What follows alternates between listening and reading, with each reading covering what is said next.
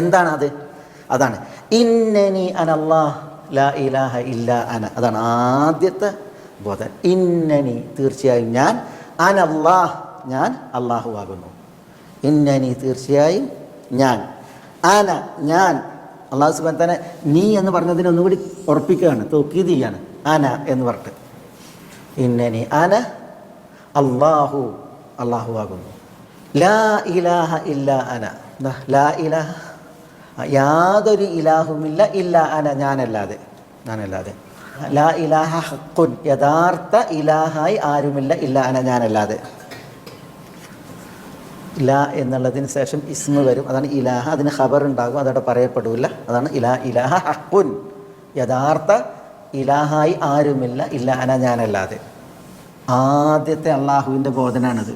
ഫഅ്ബുദിനി, ഫഅ്ബുദിനി. ഫ ഉണ്ടാ, ഈ ഫ സബബിയ എന്ന് പറയും. ഫ അതിനാൽ, അത് കാരണത്താൽ. അതായത് ഞാൻ മാത്രമാണ് യഥാർത്ഥ ഇലാഹ്, ഞാനല്ലാതെ യഥാർത്ഥ ഇലാഹായി ആരുമില്ല. അതിനാൽ എന്താ?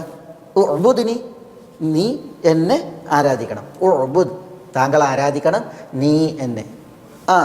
അങ്ങനെ പറയാം. ഫഅ്ബുദിനി ല ഇസ്തമഅ എന്നതിൻ്റെ അത് എന്തായിട്ട് പ്രയോഗിക്കുക? ഇസ്തമഅ ലി എന്ന് പറയും, അല്ലെങ്കിൽ ഇസ്തമഅ ഇല എന്ന് പറയും.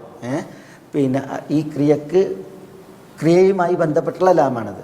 അതിന് കാത് കൊടുത്ത് കേൾക്കുക എന്നർത്ഥം കിട്ടണമെങ്കിൽ ഒന്നുകിൽ ലി പ്രയോഗിക്കണം, അല്ലെങ്കിൽ ഇല പ്രയോഗിക്കണം. വഇദാ ഖുരിഅൽ ഖുർആനു ഫസ്തമിഉ ലഹു. വഇദാ ഖുരിഅൽ ഖുർആൻ, ഖുർആൻ ഓതപ്പെട്ടാൽ ഫസ്തമിഉ നിങ്ങൾ കാത് കൊടുത്ത് കേൾക്കണം. ലഹു എന്ന് പറഞ്ഞാൽ ഖുർആന്. അവിടെ കാത് കൊടുത്ത് കേൾക്കുക എന്നുള്ളതിന് അർത്ഥം കിട്ടണമെങ്കിൽ എന്ത് വേണം?